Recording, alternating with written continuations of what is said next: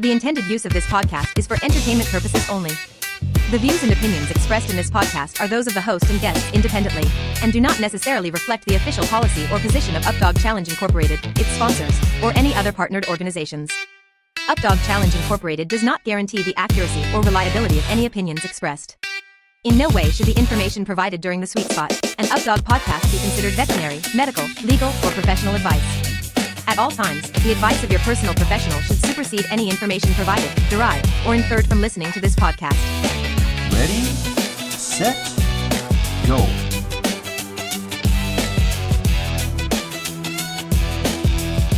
Welcome to the Sweet Spot, an UpDog podcast. I'm Andre Morissette. And I am Jack Bailey, and we have a special guest today. Our special guest today is Melanie Smith, and we are actually in Nova Scotia, and right behind us is Melanie and Steven's disc field. Nice. That's a big space. And it is very nice weather-wise here right now. In the middle of August, I am loving the weather here. But anyways, Melanie is here to talk to us about an event that her club puts on every year. And she'll tell us a little bit about that as we go. And we'll find out about her and her dogs. And also, hopefully she gives us some tips on how to put on a nice event like this. Welcome, Melanie. Thanks for being here on the podcast. Thanks for having me. Well, tell us a little bit first about you, your history with disc dogging, where you live, your dogs, what type of dog did you start with, that kind of stuff.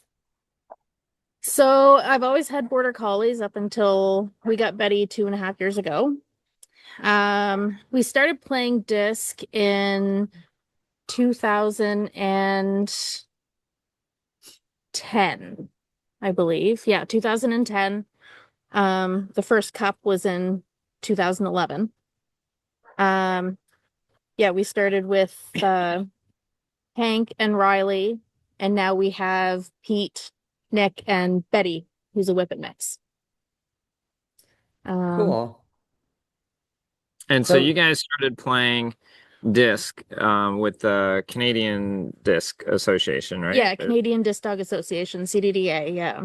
Okay. Yeah. And they have, is it just freestyle and kind of toss and fetch-ish, or? So they have what they call, single disc, which is toss and fetch round. And then they have the freestyle round, and they call it furthest catch, is what got us started. That's like a far out. Yeah, it's distance thing. Similar to Skyhounds, though. Okay. Yeah, because All it's just one single catch. You're not cumulative. So. Gotcha. All Okay, right. got it. So it was like a combination of those three things. So like when you register, you do all of them, or you register? Yeah, just for one usually game? we would do all of them. Because at the time we only had 2 dogs. Steven and I would kind of switch off. And Steven didn't start playing disc when I did. I started before him, and then convinced him when I handed him discs that he really liked them, and then he started playing. Yeah. And now your life is all about disc dogging. It is. I love how that process works. Yeah. And for those of you that might remember, or for those of you that don't, Melanie's husband, Steven, came down for our very first AKC Disc Dog Challenge and ended up winning that one. And I forgot what games we played there that day, but he came in. He was a little bit unknown to some folks because he was, from all the way up here in Nova Scotia. And he went down, where was that first one? Rock Hill. Yeah, Rock Hill, and kicked everyone's butt. Yeah, he didn't even want to go. I registered him and told him he should. Well, that was so the moral of the story choice. is Steven should just listen to you, Melanie, and just let you lead the path of all the things he's going to like, because he loves disc dogging, and he had a great result at that event. Yeah. All right, so Melanie, you start playing disc. I'm assuming with other clubs first, like you didn't just start a club and start playing, or is that what happened? So in 2008, friends of ours who became friends of ours, Andre and Elizabeth, brought CDDA to the Maritimes. And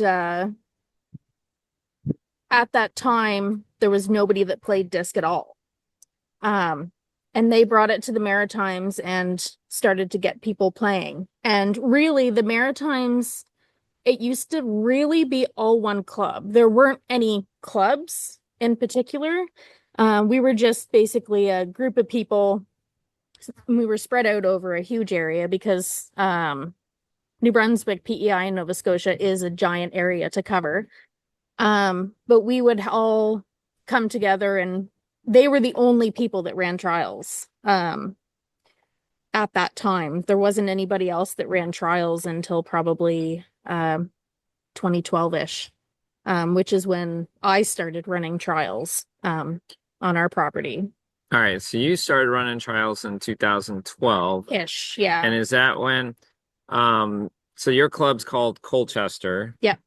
And so but this is interesting too, because I think that like a lot of folks out there that are like looking to start a club or looking to get something going in their area, like this is an example of if you just start it, like people start coming and playing and it'll grow. And now you've got your club here, Colchester, but then I know you've got other clubs within a decent travel distance, right? Yep.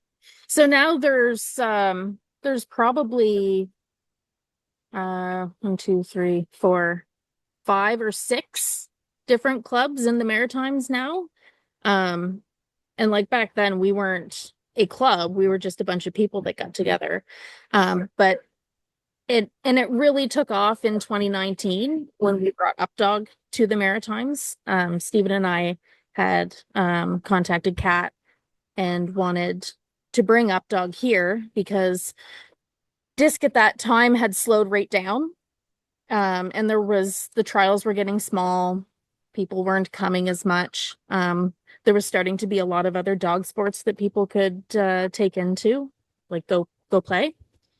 And so we wanted to liven it up a little bit more. And so in 2019, we contacted Kat and we had Steve Chassie come up and train us and Amanda. And then after that, we had COVID. And then disc was the only dog sport that you could play because it was outdoors. And so disc really exploded after that. And that's when all the clubs really started happening was in about 2020, 2021 is when everybody used to play together and now everybody kind of plays separate, which is unfortunate, but it's the way it goes. Yeah. Well, I think what happens is you see it. We see it in our area a little bit too. Like, you start a club, it starts getting bigger, and you start bringing in people who might have to travel 2-3 hours to get there, and they really enjoy it. And they start thinking, we could probably get this going in our area so that we don't have to travel 3 hours. And next thing you know, you got like all these little pockets. Yep. Which also kind of brings us to our topic of the podcast, which is the Maritime Cup, because I think that that's a nice way to bring everybody who's playing within like a decent amount of distance from you, to bring them together for something big, like something that's more than just a weekend event. So tell us about like your idea for the Maritime Cup and like how that got started. So, as I said before, Andre and Elizabeth started it. They did the first cup in 2011. We did miss 1 year of the cup. That was the year that Andre and Elizabeth moved away to Quebec. And then I had permission to continue the cup tradition yearly by them. And we've just been trying to grow it and do lots of fun things. I was just gonna say, so what, like, let's say I'm 2-3 hours away. Why do I want to like come to the Maritime Cup instead of just go to my local event? Like, what makes it special? We try to make it very inclusive, so that anybody who wants to come can come. We try to draw and invite people from away to come, because then it gives our locals who may not have the means or ability to travel or the want to meet people from away, and it's a lot of fun having people that like Stephen and I meet away and having them come here and meet all of our club here. We enjoy bringing people together. Yeah, and it's really cool because Melanie's not selling it as well as she could here, so I'm gonna jump in and say some really cool stuff. They have an amazing field, and I'll call it a complex, where they allow camping on site, which is a big, huge plus for a lot of disc doggers. We love that, being able to have our dogs close by, and they do bring in judges from outside, which is a cool thing. I think that like she said, your local crew sometimes don't get the opportunity to maybe go to UpDiff or go to a big event somewhere else. So bringing different folks in to judge, and encouraging folks from other places to come. And they do a ton of stuff after the event too. Like talk to us a little bit about the evening activities. So we do have a few, I'm going to call them cup traditions that we do. So the Friday night is always our potluck night. So everybody brings homemade food and we lay it out on the table. We always have a huge spread. And we usually Dre's smiling, going, "I'm gonna definitely come up." I said, and then we usually actually eat it for lunch the next day. There's so much of it. So yeah, that's what we do Friday evening, and we like to try to finish as early as we can so that people can socialize and hang out. Campfires every night, of course, too. Yeah, it gets cool in the evening. Yeah. So it's into the high 50s or low 60s for all you Fahrenheiters, and it's nice to have the campfire and sit around and chat and everything. Have some beverages. Yep. And so Saturday night, the last few years I've been doing a catered meal. So I have a caterer that comes in and they have the meals individually packaged for everybody. They pre-order them. And everybody can sit around and have the meal after awards and that. And then after that, we've been doing a band for the past 3 years. So we've had a local band. We've had a local band, and we try to get everybody up. And usually some of Stephen's family shows up, and they like to dance. Yeah, there was dancing and adult beverages being consumed. That's awesome. Yeah, the band was really good. The band was very good. Yeah. Yeah, that sounds and then super fun. The other kind of tradition that we have, and it's been since I started doing it, so 8 or 9 years now. 8, I think Sean told me this weekend. We have an ice cream truck, and he sells ice cream by the slice, like ice cream cake by the slice. Oh, yeah, that's a creative idea. And they are amazing. And so every year, since he started his business, he said he's been in business for 7 years, and we've been having him come here for 8, I think is what he told me this weekend. So you guys kind of started it for him. Yeah, no, we helped. Yeah, so those are some of the traditions that we have that we do. Kat has a question. You can't see Kat, but she's the opposite side of the laptop here, working on scores and event posting. Faster, Kat, faster. I'm trying. Also, like very personalized stuff. Oh yes, my swag bags. Yeah, yes. like this year we got personalized bracelets with our dogs' names on them, and the ribbons have cool. like you and your dog's names on them. I can go get some, and like really cool stuff. The shirts had the dogs' names on them on the back. And this is the shirts we did. We did tie-dye this year. So I got everybody white shirts, and then everybody tie-dyed their shirt. Yeah, so that's so cool. Everybody tied everybody their had own like shirt? Yeah. yeah, so everybody had different I went colors to tie-dye and station. different What a designs. It was really fun cool. activity. Yeah. No, everybody loved it. I wasn't sure how it was going to go over, but it was a huge hit. So we're doing it again next year. That sounds It may fun. become a Yeah. tradition as well. And then of course, like, I know a lot of clubs, probably most clubs do this, but really celebrating like personal bests, celebrating not just first, second, third, but dropping it down a little bit lower, especially at a big event. And so I think it was top 10, right? Yeah, I do top 10. So top 10 in each of the games, and there were divisions. So lots of opportunities to earn recognition for you and your dog. And tell us about the ribbons, because the ribbons were really cool. Did Kat go grab one? I think Kat's going to get one, yeah. Okay. So the ribbons that we do, they each have everybody's name on them and their dog's name and the division that you played in. So, and they're on sashes, so they can actually like hang on your dog's neck, and your dog can wear them in And the you can get a pictures. picture with them on the, oh, that's adorable. Yeah. And so I really like them because everybody goes home with a ribbon, and it doesn't like we have so that the placements hang on them. So you can add them to the, Yeah, you add them to the ribbon. that's a really cool idea. Dylan, you want to go grab a ribbon? It's in the porch, in the box. Oh, Kat might have one. Yeah, so you can add all the placements to the ribbon. There we are. Dylan, Kat's got one. Kat's got one. There. All right, show it off, Kat. Ooh, I love the colors.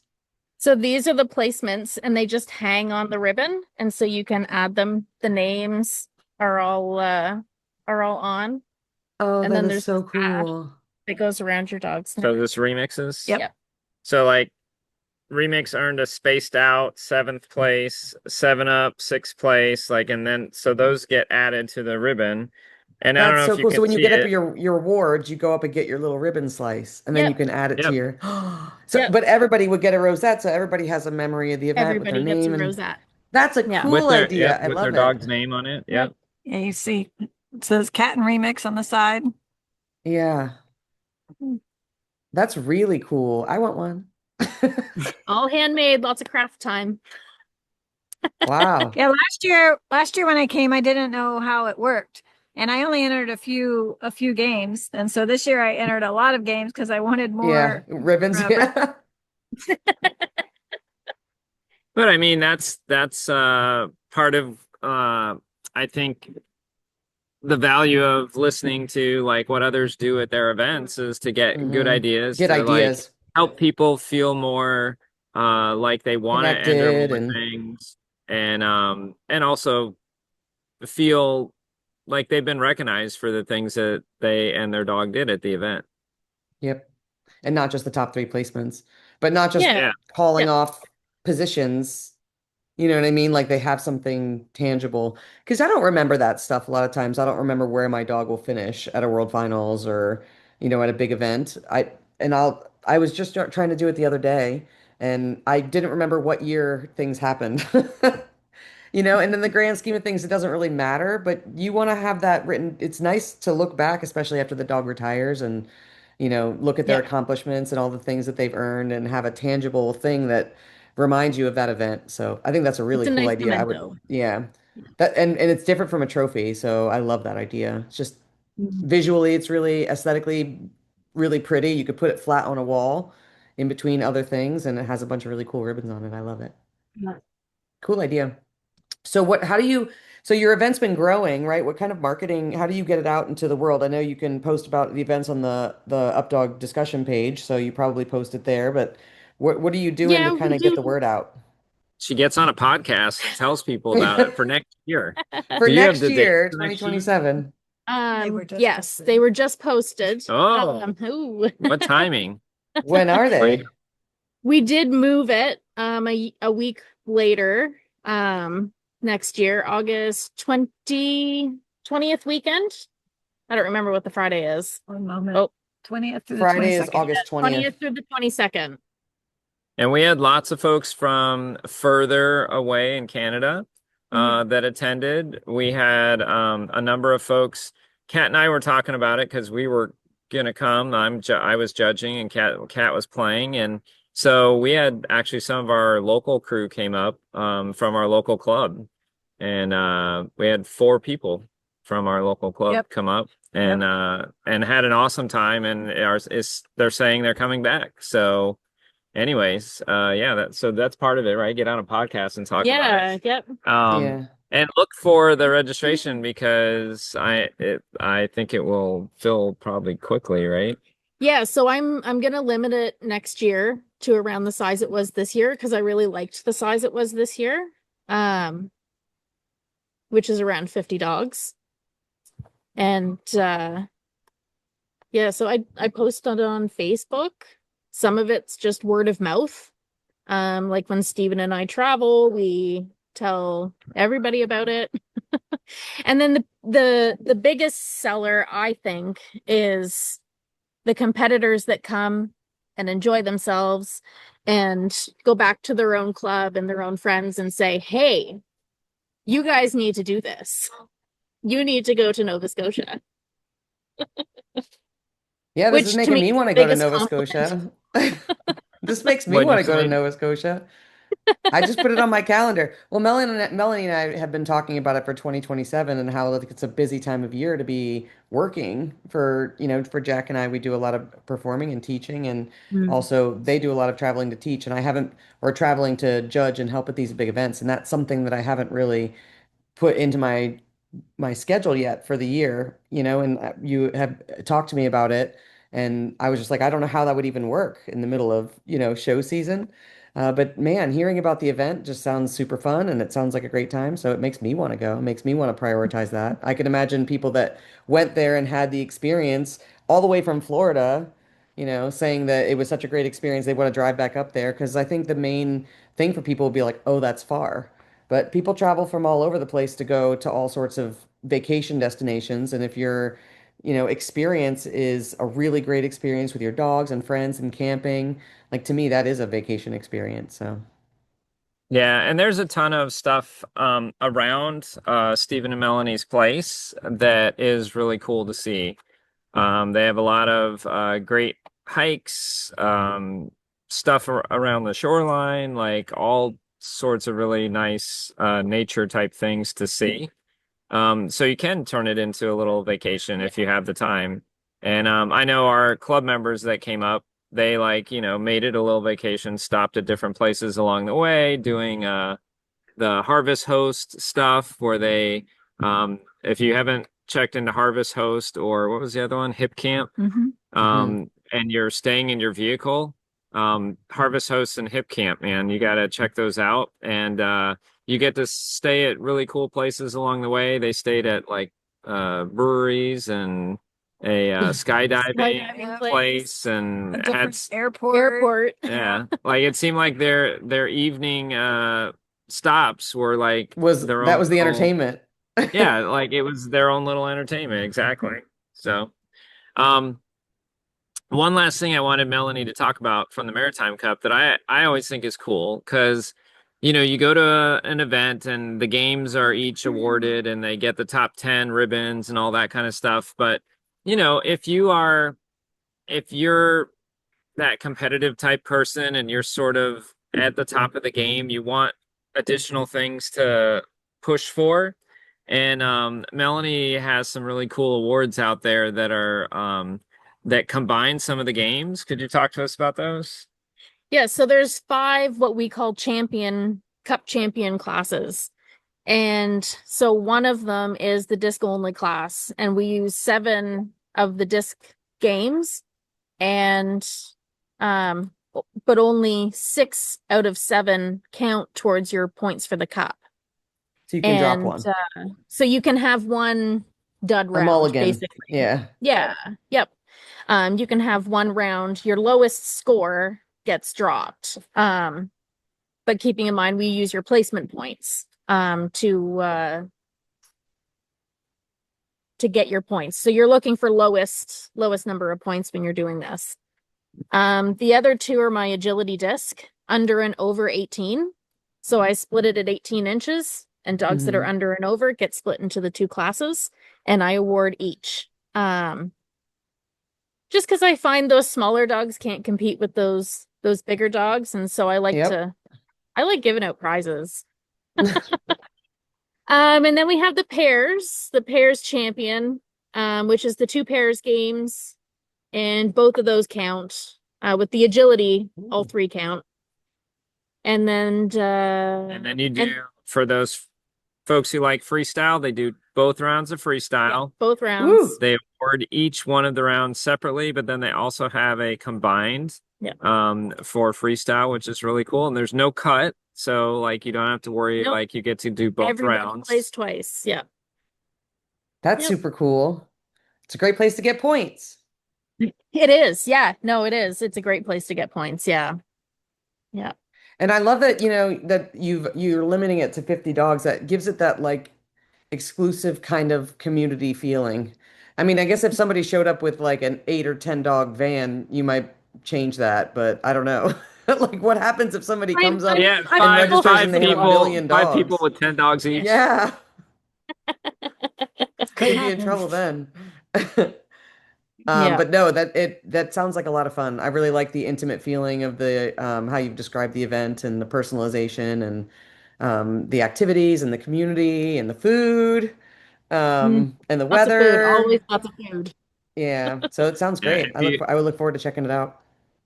If you don't know about like Canada's potato chips, like just that The ketchup ones? one of our, well, there's all different kinds. They have like crazy flavors that like US does not have.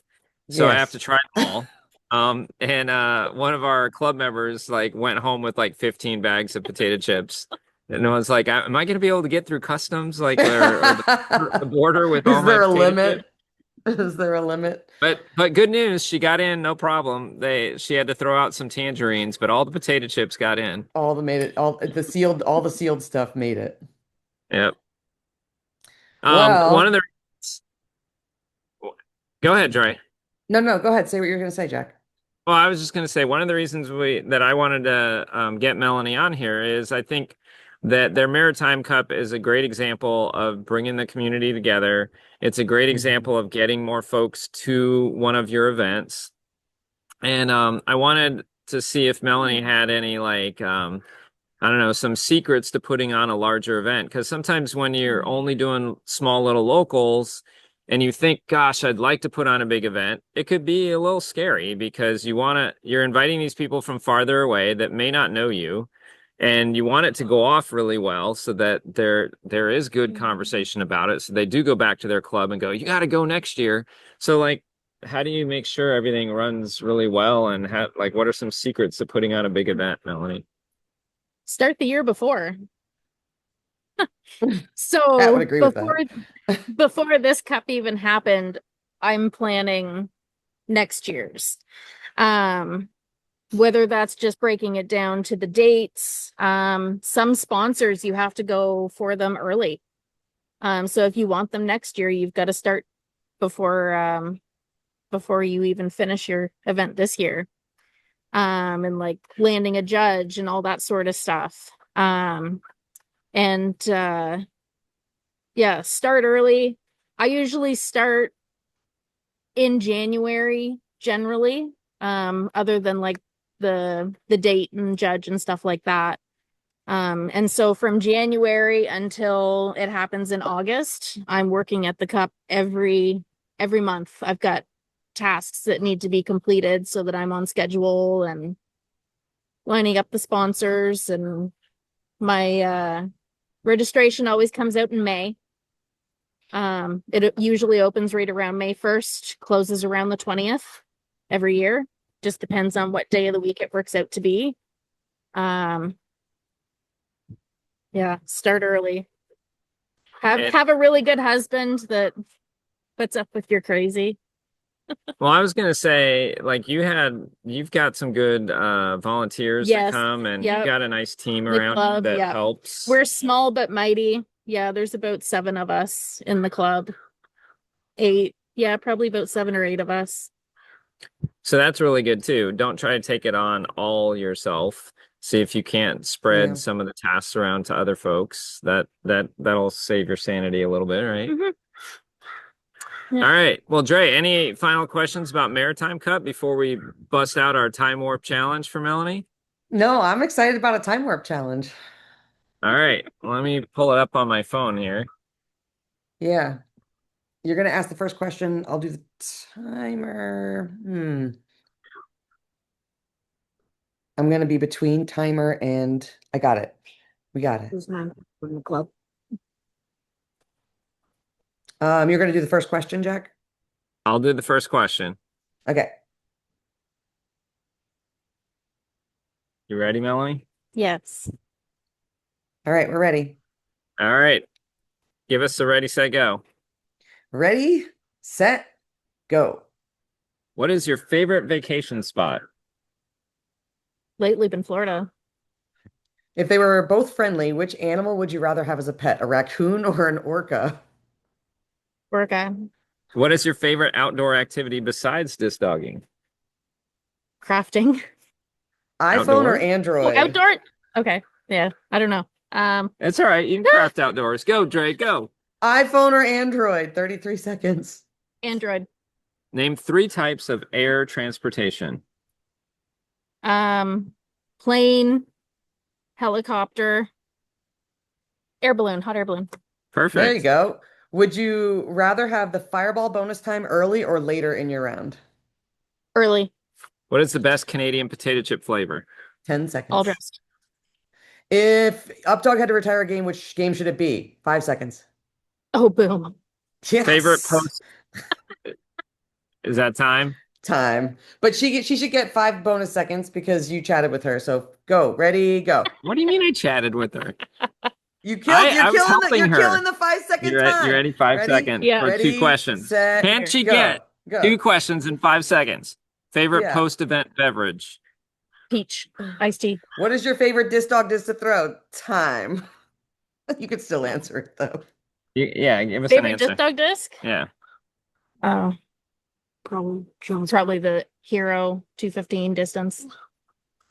That's supersonic. That supersonic taffy is love disc. Or do you like the light? You want the supersonic or the light one? The supersonic. Yeah. Yeah. Yeah. Supersonic It's the taffy. best all around. Yeah, it's a nice disc. All right. All right. Well, that was Well, a Melanie, great conversation, Melanie. Thanks for chatting with us about your event, and Jack, thanks for giving us this lovely background view of their field and giving us I your know, personal like experience in the we were trying to Maritime figure Cup. out where to do it, and I'm like, let's just do it outside.